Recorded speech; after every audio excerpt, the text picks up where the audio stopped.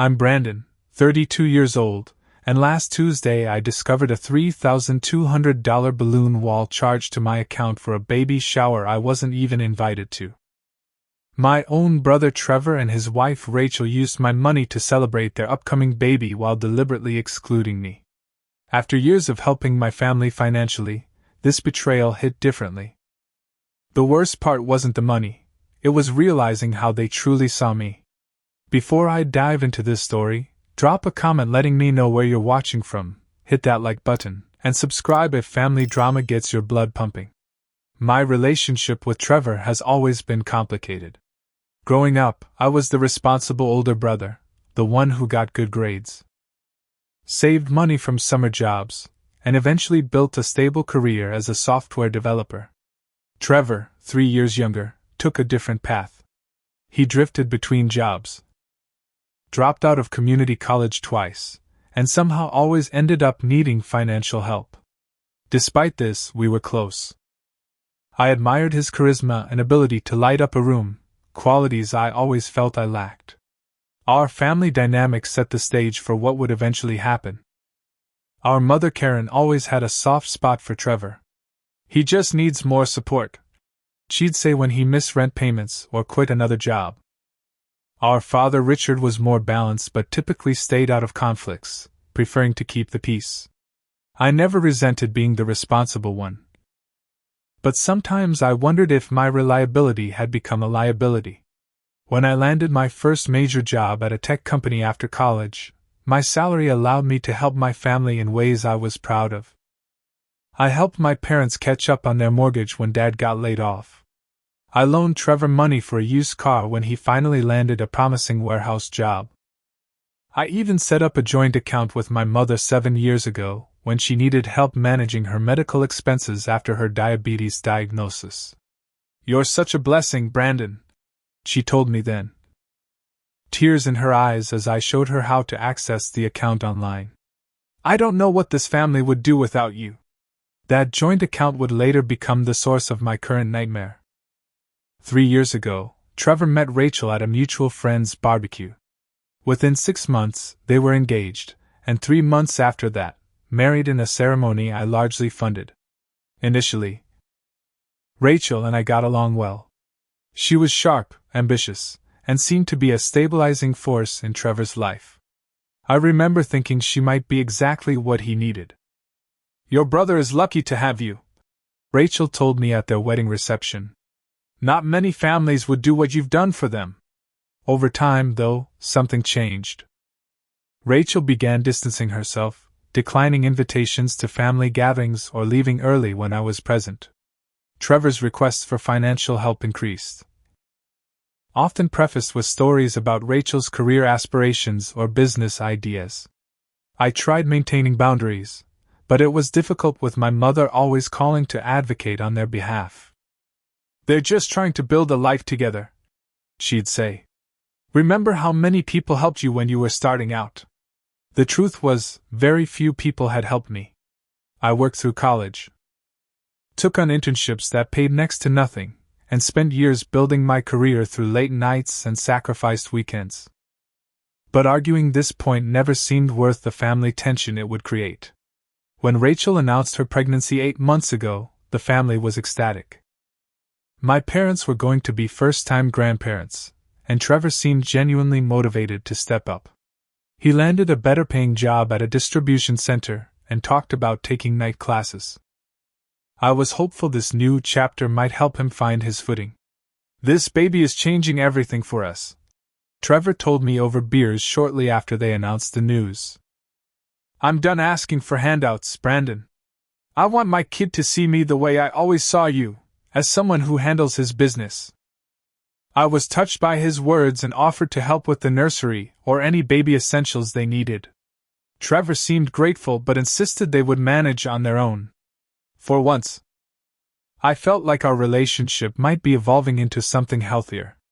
Communication grew sparse over the next few months.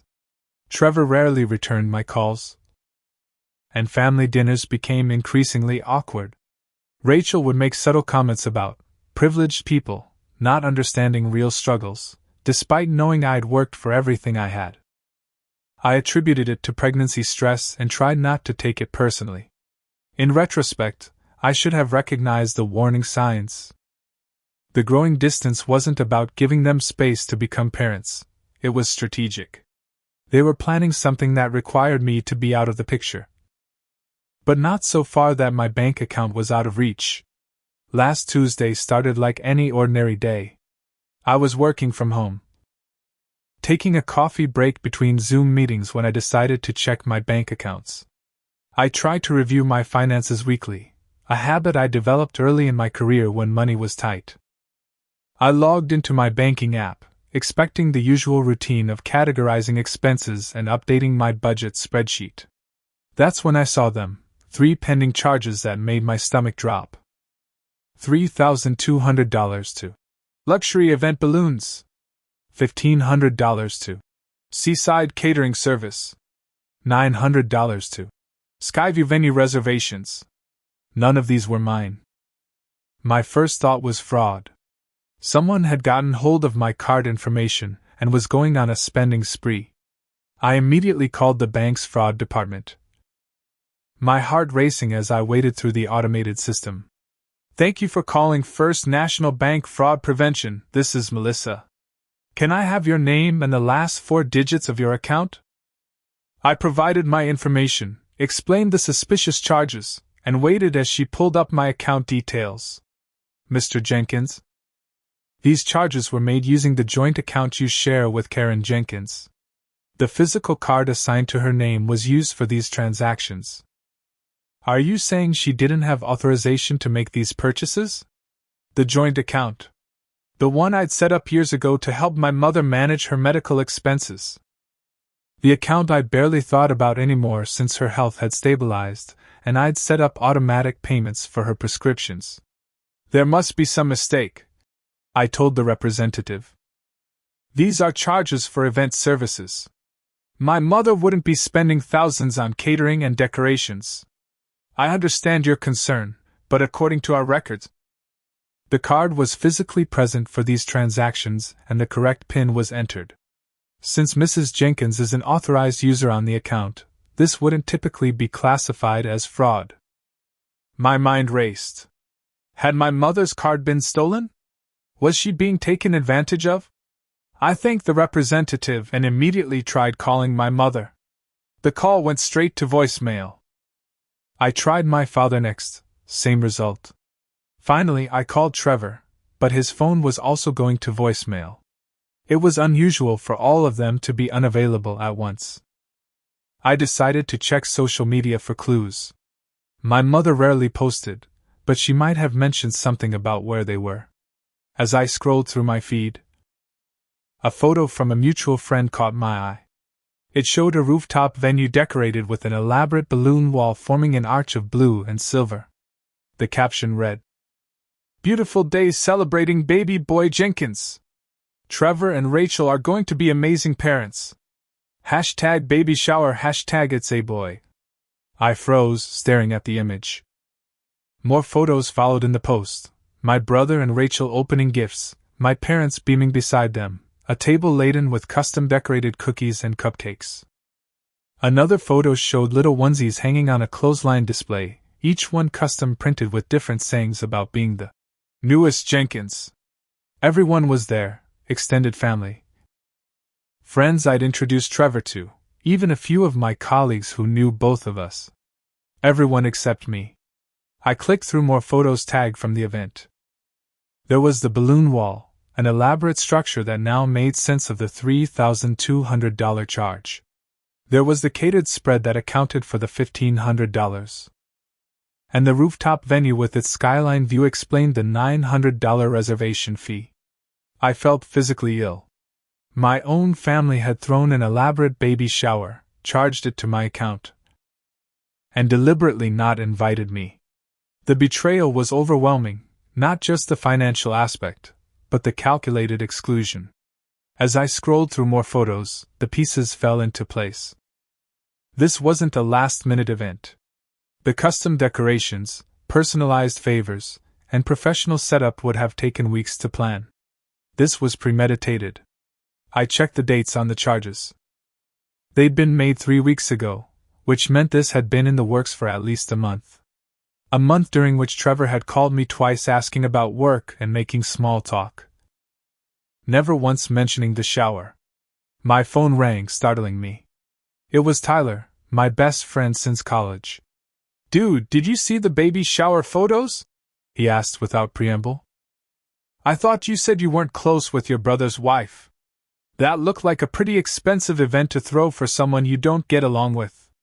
"I didn't throw it," I said, my voice sounding strange even to my own ears. "I wasn't there. I wasn't invited." "What?" "But Rachel's sister was telling everyone how generous you were for funding the whole thing. She specifically mentioned you paid for that crazy balloon wall that everyone was taking pictures with." The room seemed to tilt. Not only had they charged thousands to my account without permission, but they were also taking credit for my generosity, for a gesture I knew nothing about. "I have to go," I told Tyler, ending the call before he could respond. I sat at my desk, staring at the banking app still open on my screen. The pending charges seemed to blur as tears of anger and hurt filled my eyes. This wasn't just about money. This was a fundamental breach of trust and respect. This was my family showing me exactly what they thought of me, an ATM. Not a person with feelings who deserved to be included in important family moments. I took a deep breath, wiped my eyes, and grabbed my car keys. This wouldn't be handled over the phone. I needed answers, and I needed them face to face. The 20-minute drive to my parents' house gave me time to cycle through emotions: disbelief, hurt, anger, and finally, a cold resolve. I needed to understand why they thought this was acceptable.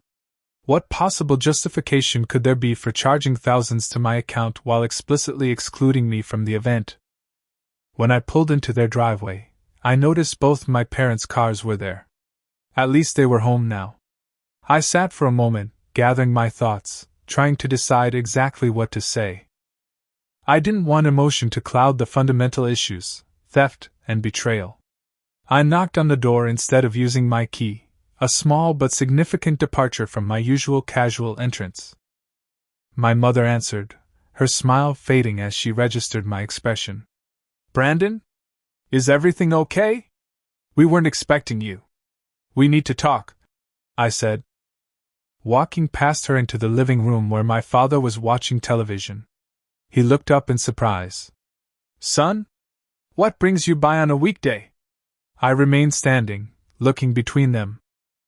"I want to know why there are over $5,000 in charges on my account for a baby shower I wasn't invited to." The room went silent. My mother's hand went to her throat, a nervous gesture she'd had for as long as I could remember. My father's eyes widened, then darted to my mother. "Oh," my mother finally said. "That. Well, it's not what you think." "Explain it to me then," I replied, keeping my voice level. "Explain how 3 separate charges for a venue catering and decorations ended up on my account without my knowledge or consent." My mother perched on the edge of the sofa, smoothing her pants as if preparing for a business negotiation. "You know I would never steal from you, Brandon. I just borrowed from our joint account. I was going to pay you back next month when we get the money from selling the lake cabin furniture." That doesn't answer why I wasn't told about these charges, or invited to the event. My father shifted uncomfortably but remained silent. My mother sighed dramatically. "We thought you'd be uncomfortable with all the couples there," she explained, as if this made perfect sense. "It was mostly Trevor and Rachel's friends with their partners. And we know you're sensitive about being single since Jessica broke up with you. Jessica and I had dated briefly 2 years ago. Our breakup had been mutual and amicable. I had dated other people since then." This explanation was absurd. "So you excluded me from my own brother's baby shower because you thought I'd be sad about couples? Mom, that makes no sense." Well, Rachel was very specific about the guest list. She wanted a certain vibe for the event. You know how particular pregnant women can be. She attempted a conspiratorial smile that I didn't return. And that required charging thousands to my account without even telling me? I told you, I'm going to pay you back. Besides, your name's in the thank you card. Rachel made sure to include you as one of the hosts. I stared at her, dumbfounded. You put my name on a thank you card for an event I didn't know about and wasn't invited to, after spending my money without permission, and you think that makes it okay? You're blowing this out of proportion. My mother replied, her tone hardening. Family helps family. You've always been so generous before. Why is this time different? Because you didn't ask. You just took. And then deliberately excluded me from an important family event.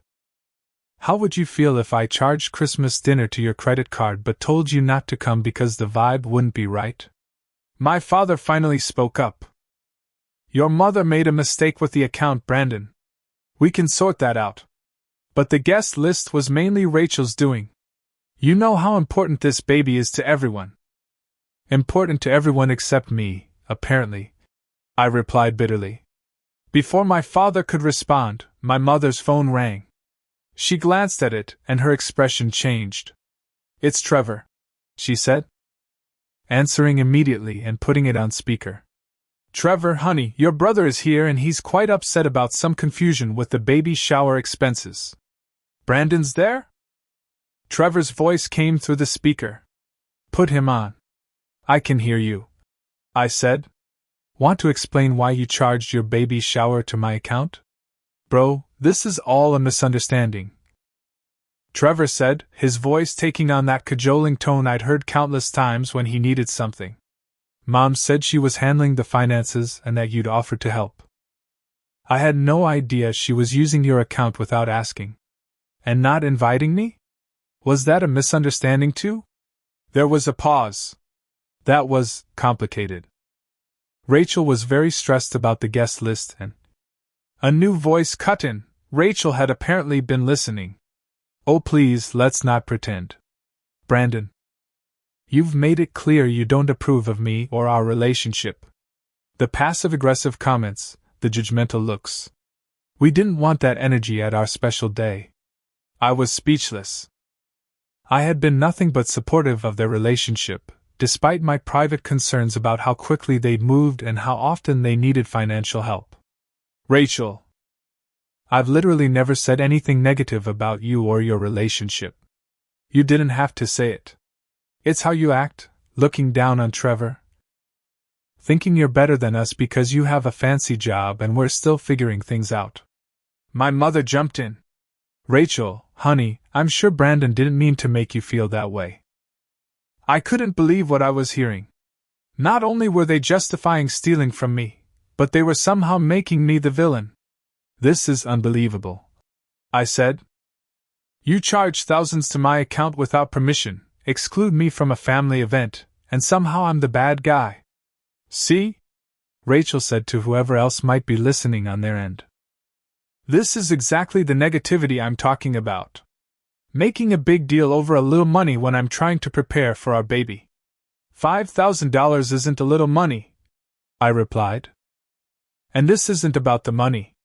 It's about respect and honesty. Respect? Rachel's voice rose. You want to talk about respect after how you've treated us? You and your superior attitude. Always making Trevor feel less than because he doesn't make as much money as you? I looked at my parents, expecting them to defend me, but they both averted their eyes. My father examined his hands while my mother stared out the window. This conversation isn't productive, I finally said. I'll be filing a fraud claim with the bank. What you did was wrong. And you all know it. You would do that to your own family? My mother gasped. Over a misunderstanding? This wasn't a misunderstanding. This was deliberate. And yes, I absolutely will. I turned to leave, my father finally looking up. Son, wait. Let's talk about this rationally. I'm done talking, I replied. This isn't over. As I walked out, I heard Rachel's voice from the phone. See? He's always been selfish. This is why we didn't want him there. I closed the door behind me, got into my car, and sat there for a moment, hands shaking with anger and hurt. The level of gaslighting I'd just experienced was stunning. Somehow, in their version of reality, I was the villain for objecting to theft and exclusion. I started the car and drove away, resolving that things would be different from now on. They had shown me exactly who they were and how they viewed me. It was time I believed them. 2 hours after leaving my parents' house, I was back in my apartment trying to focus on work when my phone buzzed with a social media notification. Rachel had tagged me in a post. Normally I would ignore work interruptions, but given the day's events, I immediately checked it. What I saw made my blood run cold. Rachel had posted a series of professional photographs from the baby shower, the photographer being yet another expense I hadn't known about. The images showed the elaborate rooftop event in all its glory, the balloon wall, the catered food, the custom decorations, and guests enjoying themselves. The post had dozens of likes and comments already. But it was the caption that stopped me cold. Still in awe of our perfect baby shower. Everything a mommy-to-be could dream of and more. Fully funded by our favorite fool. Some people may not be right for the guest list, but their wallet is always welcome. Hashtag blessed mama, hashtag generous family, hashtag baby Jenkins. I read it 3 times. Unable to believe the blatant disrespect. The favorite fool was clearly me. She had not only excluded me and used my money without permission, but was now publicly mocking me for it. Comments were already piling up. OMG, that balloon wall!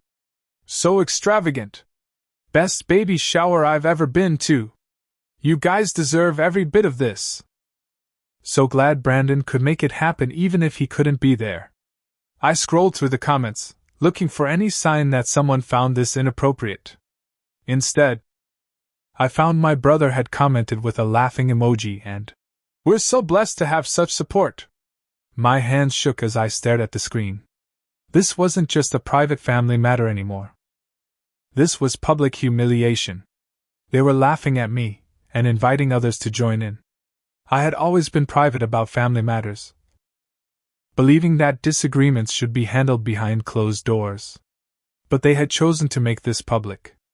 The fury and hurt crystallized into something cold and resolute. I typed a response. Fools done funding. Enjoy the memories.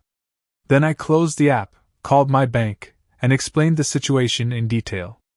I reported the charges as unauthorized, froze the card connected to the joint account, and began the process of closing that account entirely. The bank representative was sympathetic but explained that disputes on joint accounts could be complicated. Since my mother was an authorized user, they would investigate but couldn't guarantee the charges would be reversed. I understand, I told her. But I need this documented. This was not authorized by me. Regardless of whether she had technical access. After an hour on the phone with the bank, I had done everything I could for the moment. I sat in silence, staring at the wall, trying to process everything that had happened in a single day. My phone began buzzing incessantly, notifications from Rachel's post as people tagged me in comments, followed by text messages from Trevor. Dude, what the hell? Why would you comment that on Rachel's post? She's pregnant and emotional. You're embarrassing her. Mom's crying. Hope you're happy. I didn't respond to any of them. Instead, I turned off notifications and tried to focus on my breathing. The level of manipulation was staggering. Somehow, I was the villain for objecting to theft and public mockery. More texts came in from relatives who had seen the post and my comment. Some expressed confusion. Others disappointment in me for causing drama during such a happy time for the family. No one questioned why I hadn't been at the shower or why Rachel would refer to me as a fool. I finally turned my phone off completely and tried to sort through my thoughts. The people I had supported for years, emotionally, financially, consistently, had not only taken advantage of me but were now trying to shame me for objecting. For the first time, I allowed myself to really feel the hurt beneath the anger. I had always believed that my family, despite their flaws, ultimately cared about me as much as I cared about them. Today had shattered that belief entirely. I turned my phone back on to find a voicemail from my father. "Brandon, this has gotten out of hand.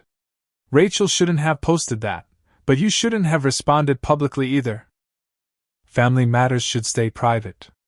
Call me back so we can fix this before it gets worse."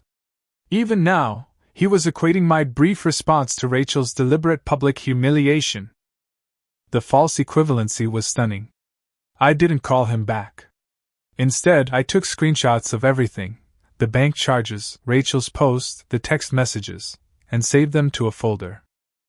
Something told me I might need documentation of all this later. As the evening wore on, I received a notification that Rachel had edited her post. The "favorite fool" line had been removed. But the damage was done. Screenshots lived forever, and numerous comments referenced the original wording. I ordered takeout, unable to summon the energy to cook, and tried to distract myself with a movie. But my mind kept returning to the events of the day, replaying conversations and interactions from the past several months, seeing them in a new light. How long had they been planning this? How many other times had they used me financially while excluding me personally? How many family events had I missed because I wasn't right for the guest list? As I finally prepared for bed, exhausted but knowing sleep would be elusive, my phone lit up with one final text from Trevor. "Mom says you reported the charges as fraud. Are you serious right now? You're going to make us pay back thousands when we're about to have a baby? What kind of brother does that?" I turned the phone off without responding and lay in the darkness, realizing that this was just the beginning of what would likely be a lengthy and painful family battle.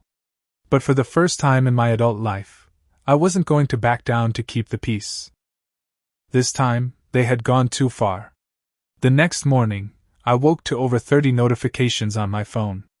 Text messages, voicemails, social media tags. My family had been busy while I slept. I scrolled through them, a sense of numbness replacing yesterday's raw anger. My mother had sent a series of increasingly upset texts. "I can't believe you're doing this to us. Trevor and Rachel are devastated. This is their special time and you're ruining it with your selfishness. I raised you better than this. Call me immediately." Trevor's messages oscillated between half-hearted apologies and accusations. "Look, I'm sorry if you felt left out, but this reaction is extreme. Rachel is so stressed she can't sleep. The doctor says stress is bad for the baby. You've always been jealous of any attention I get. Mom said that account was for family needs. The baby shower was a family need. You really going to destroy our relationship over money? Thought you were better than that." Rachel had sent only one message, but it was particularly venomous. "I always knew you were selfish. But I never thought you'd stoop this low. You'll regret making an enemy of me. We'll make sure everyone knows exactly what kind of person you really are." There were also messages from aunts, uncles, and cousins, most expressing confusion or disappointment. It seemed the family grapevine had been active, though the version of events being shared clearly painted me as the aggressor. I put my phone down without responding to anyone and made coffee, trying to think clearly about my next steps. The automatic family response of, "Keep the peace at all costs," was deeply ingrained. But I kept reminding myself of the deliberate nature of their actions. As I sat with my coffee, my phone rang with a number I didn't recognize. Normally I would let it go to voicemail, but something compelled me to answer. "Hello? Brandon? It's Jessica. Jessica Chin. Your cousin." Jessica was my father's sister's daughter. We weren't particularly close, seeing each other mainly at family gatherings a few times a year. "Jessica? How did you get my number?"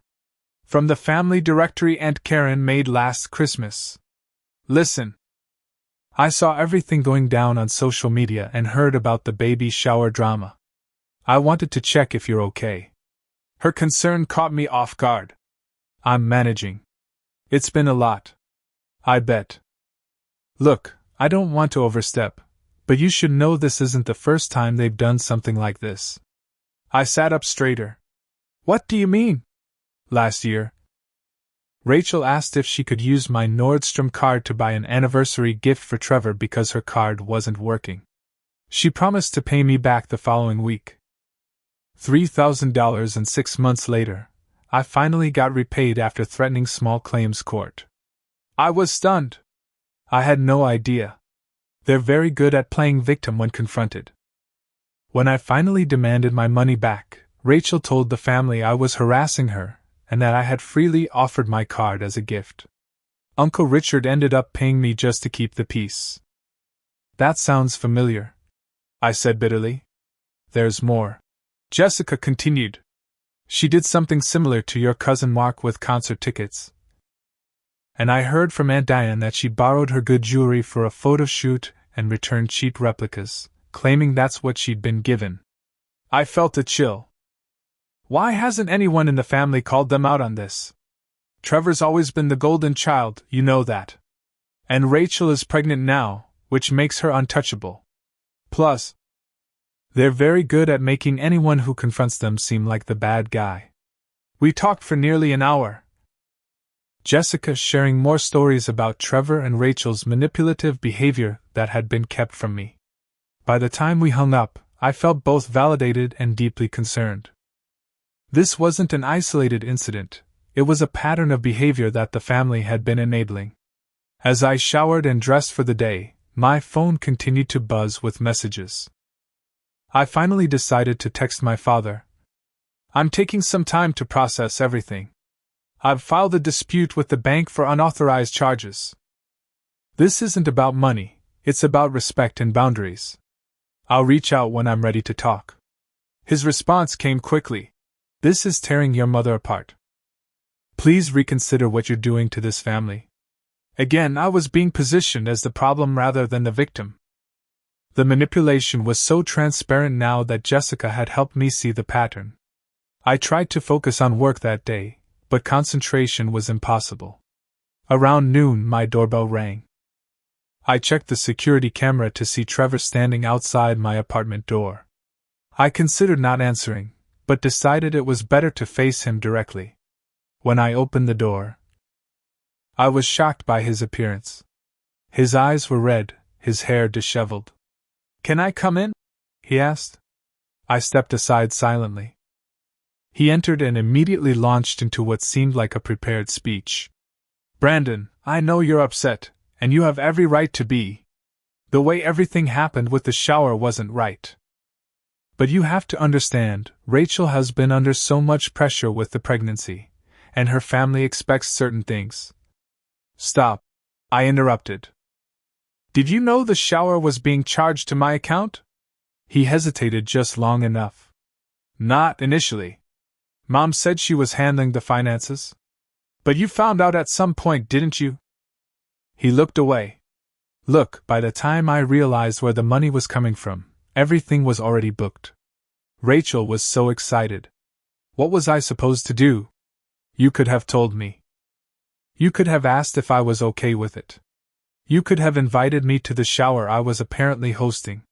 Rachel didn't want. I know Rachel didn't want me there. That's become abundantly clear. What I don't understand is why you went along with it. I'm your brother, Trevor. He ran a hand through his hair. You don't get it. You've never been in my position. Always the screw-up, always in your shadow. Rachel is the first person who made me feel like I could be someone important. So that makes it okay to steal from me and publicly humiliate me? The post was a mistake.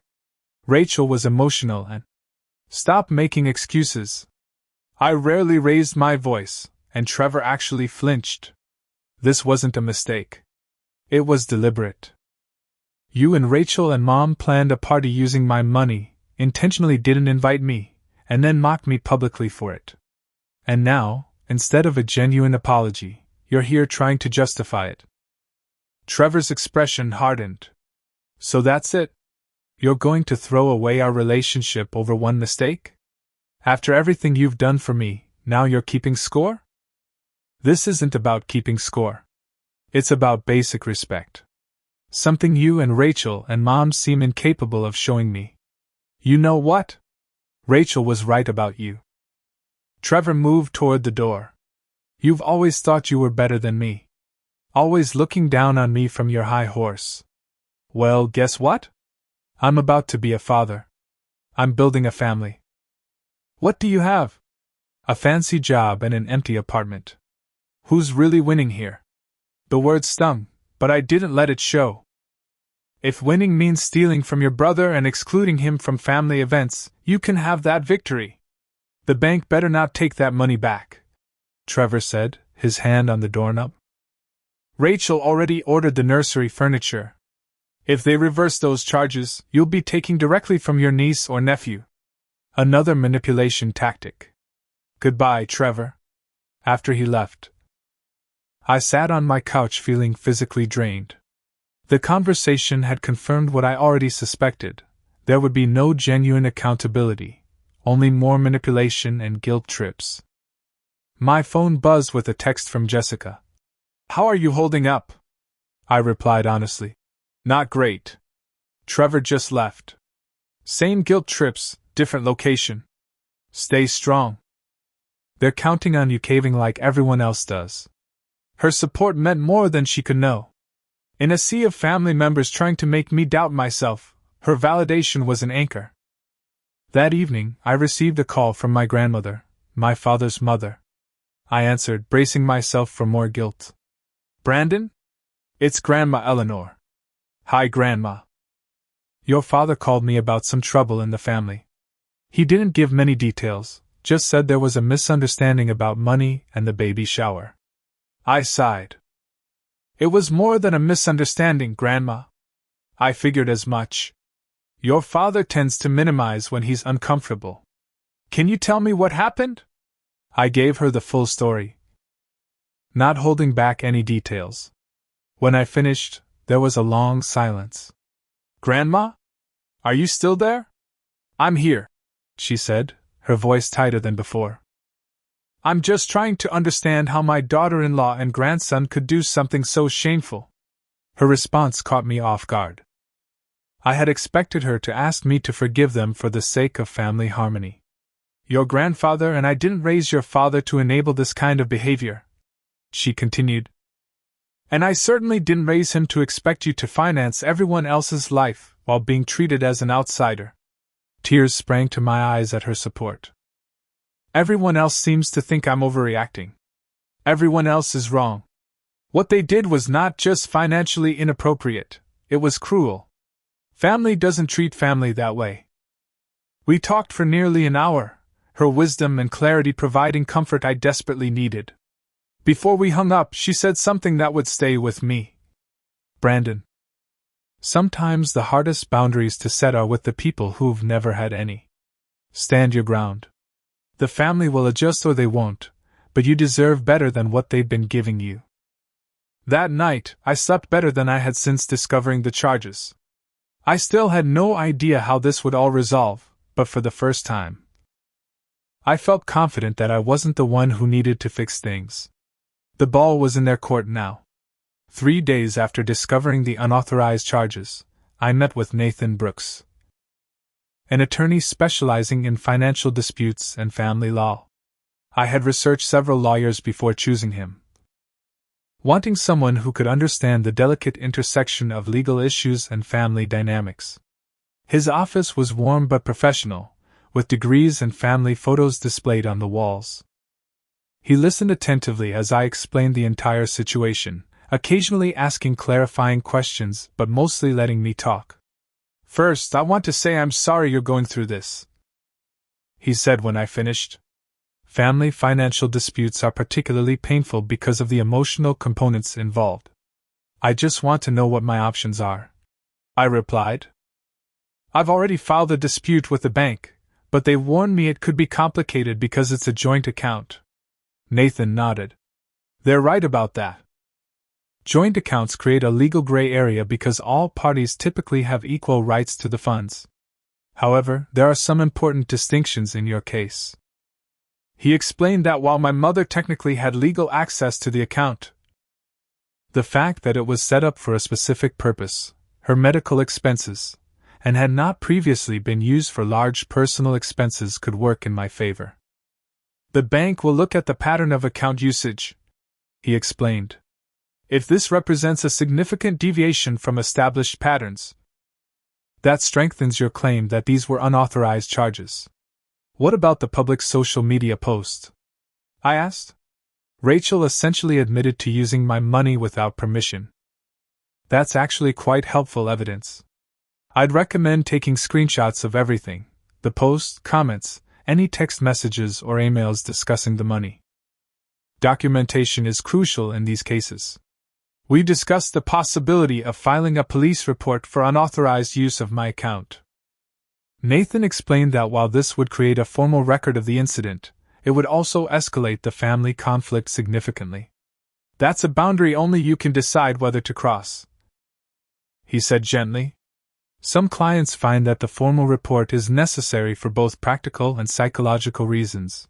It establishes that you're serious about not being taken advantage of.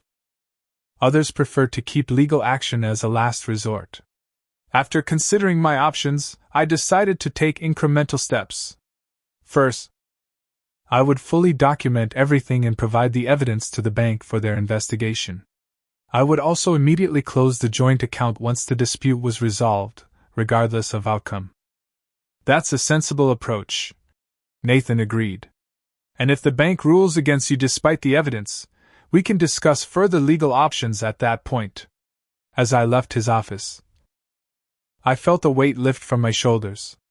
Having a clear plan and professional guidance made the situation feel more manageable. My next step was thorough documentation. I spent the evening compiling screenshots of Rachel's original post and the edited version, comments referencing the favorite fool line, text messages from Trevor acknowledging they knew the money came from my account, and bank statements showing the charges. While reviewing my bank statements more carefully, I discovered something disturbing. There were other smaller unauthorized charges from the past 2 months that I had missed. A $300 charge to a baby boutique, $450 to a photographer for maternity photos, $200 to a cake decorator. These had escaped my notice because they were smaller and spread out over time. It appeared the baby shower expenses were just the largest in what had been an ongoing pattern of using my account. I added these findings to my documentation and sent everything to the bank's fraud investigation team as supplemental information for my case. The next morning, I received a call from my father. "Brandon, this has gone far enough. Your mother is beside herself. Trevor says you met with a lawyer?" Word traveled fast. "How did Trevor know that?" "Someone from your office saw you going into the lawyer's building and mentioned it to a friend who knows Rachel's sister." "Small-town connections." "Yes. I consulted with an attorney about the unauthorized charges. That shouldn't be surprising given the situation." "Son, please. We're talking about family here. Lawyers and fraud claims. This isn't how we handle things." "How do we handle things, Dad? By letting Mom, Trevor, and Rachel take advantage of me repeatedly? By excluding me from family events while using my money to fund them? By publicly mocking me?" There was a long pause. I didn't know about the social media post until after it happened. "That was wrong of Rachel, and I told her so. But you knew about the shower. You knew I wasn't invited. You knew they were using my account." Another pause. I didn't know the details of how it was being funded.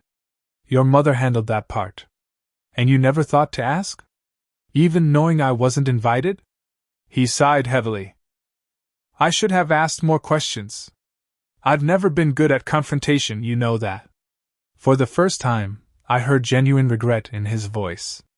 "The thing is, Dad, this isn't just about the money. It's about years of enabling Trevor and Rachel's behavior. It's about everyone expecting me to just go along with whatever they want because that's what family does. I understand you're hurt. Do you? Because from where I'm standing, it seems like everyone's more concerned about me rocking the boat than about how I was treated." There was a long silence before my father spoke again, his voice quieter. You're right. We've asked too much of you for too long. I've been complicit in that by staying silent. His admission surprised me. So what now? I don't know. But I want to try to fix this, if you'll let me. Not by asking you to forget what happened, but by actually addressing it. It was the first genuine conversation I'd had with my father in years. We agreed to meet for lunch the following day, just the two of us. After hanging up, I changed all my passwords and security questions for every account I had. I realized that my mother likely knew the answers to many of my security questions: my first pet's name, the street I grew up on, my high school mascot. I created new email addresses and began the process of securing my financial life.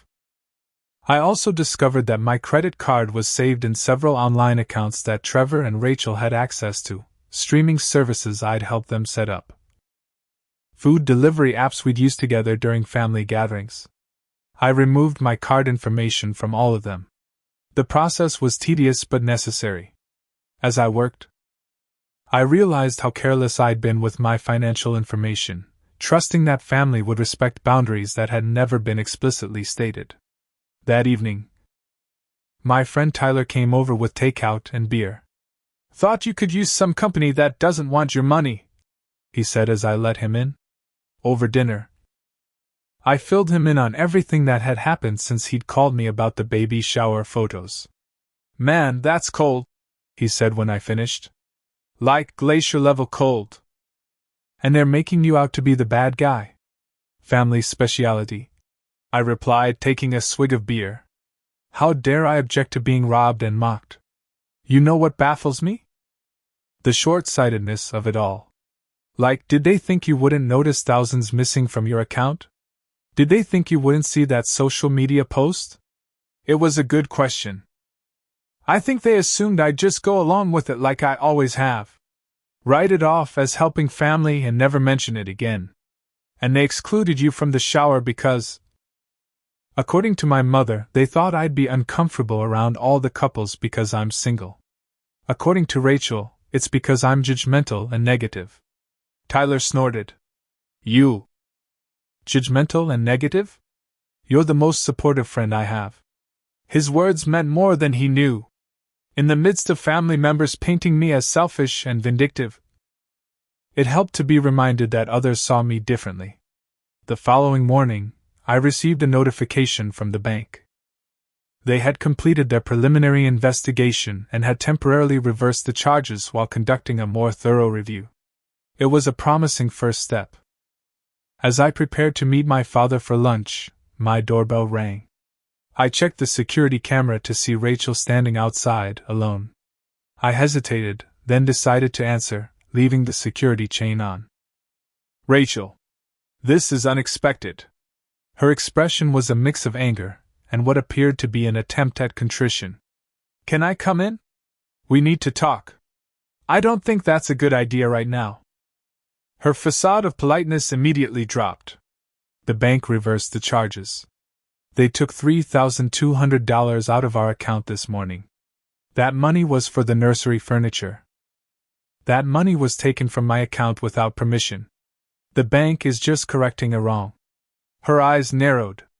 You're really going to do this to your own niece or nephew? Take away their furniture? What kind of uncle does that? I'm not taking anything away. You and Trevor spent money that wasn't yours to spend.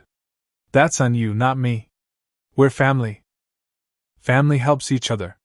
Family doesn't steal from each other. Family doesn't deliberately exclude and then publicly mock each other. That's not family, that's exploitation. Her face contorted with anger. You'll regret this. Trevor was right about you all along. You've always been jealous of him. Well, guess what?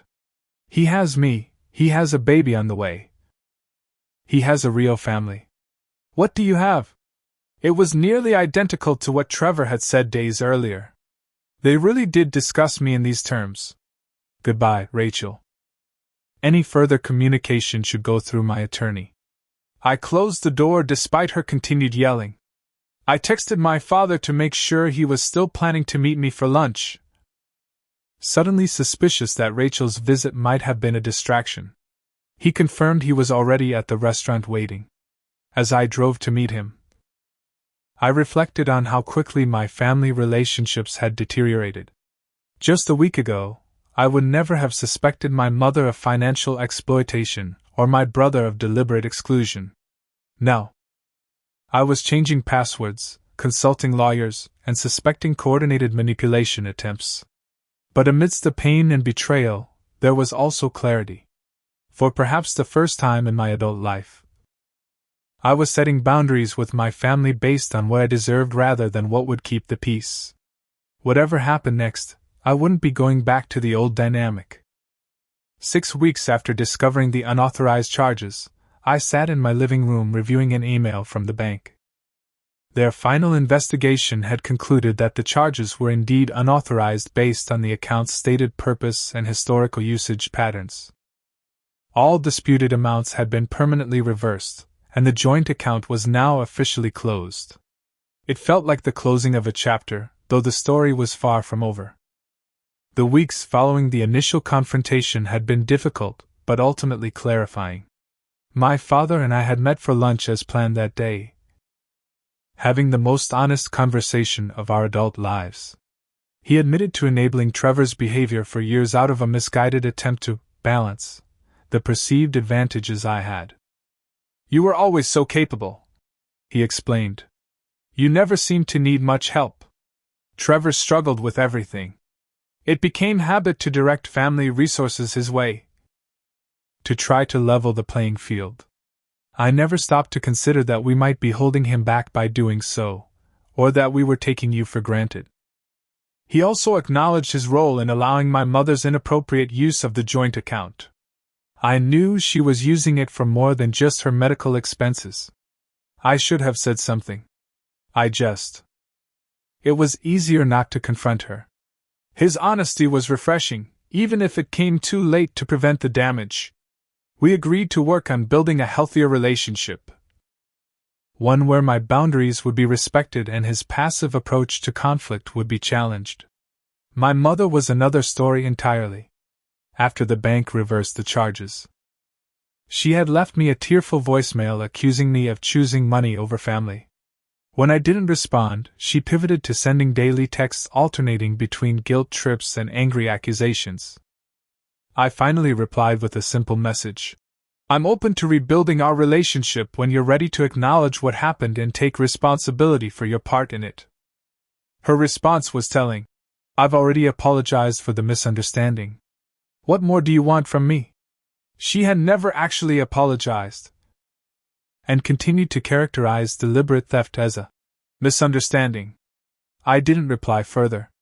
The ball was in her court. Trevor had reached out 3 weeks after our confrontation, asking to meet. We agreed to a coffee shop, neutral territory where either of us would have the home field advantage. He looked tired when he arrived, the impending responsibility of fatherhood evident in the dark circles under his eyes and his distracted demeanor. "Thanks for meeting me," he began. "I've been doing a lot of thinking. About everything. The shower. The money. The way Rachel and I treated you." He fidgeted with his coffee cup. It wasn't right. Any of it. I stayed silent, waiting for him to continue. "Rachel and I, we got caught up in trying to have this perfect life, this perfect baby shower. We saw what her friends were doing, what people were posting online, and we wanted that too. But we couldn't afford it." He looked up at me. "That's not an excuse. Just context. So you decided to use my money without asking?" He nodded. "Mom suggested the joint account. Said you'd never miss the money, that you'd want to help if you knew what it meant to us. It was wrong. I knew it was wrong when we did it." It was the first genuine acknowledgement I'd heard from any of them. "And not inviting me?" Trevor sighed. "That was mostly Rachel. She was worried you'd ask questions about the money, that you'd somehow figure out where it came from. I should have stood up to her, told her it wasn't right. I'm sorry, Brandon." Truly. We talked for over 2 hours, covering years of resentments, misunderstandings, and enabling behavior. Trevor admitted that he'd been jealous of my success, that it was easier to paint me as privileged and uncaring than to acknowledge his own poor choices. Rachel still thinks you overreacted, he admitted toward the end. She's not ready to apologize. But I am. What we did was wrong, and the way the family piled on you afterward was wrong too. It wasn't a perfect resolution, but it was a start.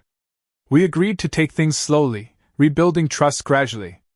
I made it clear that my financial support was done, not just for him and Rachel, but for our parents as well. I need to know that people want me in their lives for me, not for what I can provide, I explained. Trevor nodded. That's fair. More than fair, considering everything. As for Rachel, she remained hostile, posting passive-aggressive comments on social media about toxic family members and choosing your baby's well-being over negative influences. I blocked her accounts after she tagged me in a particularly venomous post about uncles who don't deserve to meet their nieces or nephews. It hurt to think I might not have a relationship with my future niece or nephew, but I reminded myself that relationships built on exploitation weren't healthy for anyone, including children. The extended family gradually came around as the full story emerged. Jessica had been instrumental in correcting the narrative, standing up for me in family conversations and sharing her own experiences with Trevor and Rachel's financial manipulation. My grandmother remained a steadfast ally, telling other family members in no uncertain terms that what had been done to me was shameful and that anyone pressuring me to get over it without proper accountability was part of the problem. Perhaps the most unexpected outcome was my growing relationship with my father. After years of surface-level interactions, we were finally connecting as adults. He had begun therapy to work on his conflict avoidance, recognizing how his passivity had contributed to family dysfunction. I should have been a better father to both of you, he told me during one of our now regular lunch meetings. To Trevor by setting boundaries and requiring accountability. To you by not taking your support for granted and standing up when you were being mistreated. 3 months after the baby shower incident, Trevor and Rachel welcomed a baby girl. I sent a card and a small gift, a children's book about honesty and integrity, but did not attend the hospital gathering or subsequent welcome party. Some family members criticized this decision, but many more respected it. I was learning that I couldn't control others' opinions, only my own choices and boundaries. 6 months after closing the joint account with my mother, I received an unexpected letter from her. Not a text, not an email, but an actual handwritten letter, something so rare in our digital age that it immediately caught my attention. Dear Brandon, it began. I've written and rewritten this letter a dozen times, struggling to find the right words. There are no right words for what I did.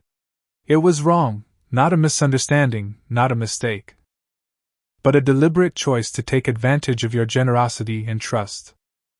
She went on to take full responsibility for using the joint account inappropriately and for contributing to my exclusion from family events. She acknowledged that her behavior had been manipulative, and that she had prioritized Trevor's wants over my basic right to respect. I won't ask for your forgiveness, she wrote near the end. I haven't earned that yet. What I will ask is for the chance to try to rebuild our relationship on healthier terms. I'm seeing a therapist now, working to understand why I've made the choices I have. If you're willing, I'd like to meet, anywhere you feel comfortable, on whatever terms you set. It wasn't a perfect apology, but it was a genuine one. I called her the next day, and we arranged to meet at a restaurant halfway between our homes. The conversation was awkward but necessary, the first step in what would be a long journey toward rebuilding trust.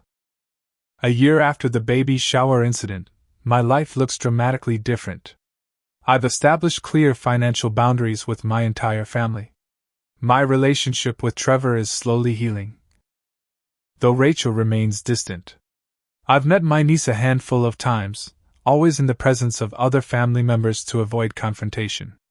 My mother and I speak weekly, Our relationship more honest if sometimes more difficult than before.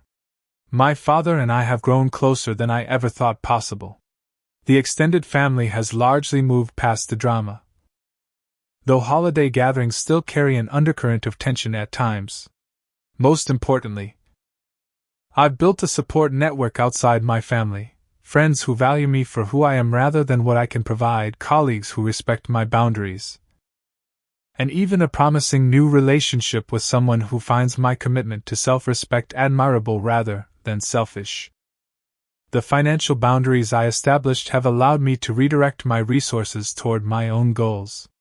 I've increased my retirement savings, made investments I'd been putting off, and even started planning for a down payment on a house, things that had always taken a back seat to family financial emergencies. There are still difficult days. Days when I question whether the family upheaval was worth it, when I miss the simplicity of just going along to get along. But then I remember the balloon wall, the mocking social media posts, the years of taken for granted financial support, and I reaffirm my decision to value myself enough to say, no more. If there's one lesson I've learned through all of this, it's that genuine relationships require mutual respect. Love without boundaries isn't love at all, it's exploitation. Sometimes the healthiest thing you can do for a relationship is to establish what you will and won't accept, even when that's uncomfortable. Have you ever had to set difficult boundaries with family or friends? How did you handle it, and what did you learn from the experience? I'd love to hear your stories in the comments below. If this resonated with you, please hit that like button and subscribe for more real-life stories about navigating complicated relationships. Share this video with someone who might need to hear that it's okay to stand up for themselves, even when it's family they're standing up to. Thank you for listening to my story. And remember, you deserve relationships built on mutual respect, not just what you can provide.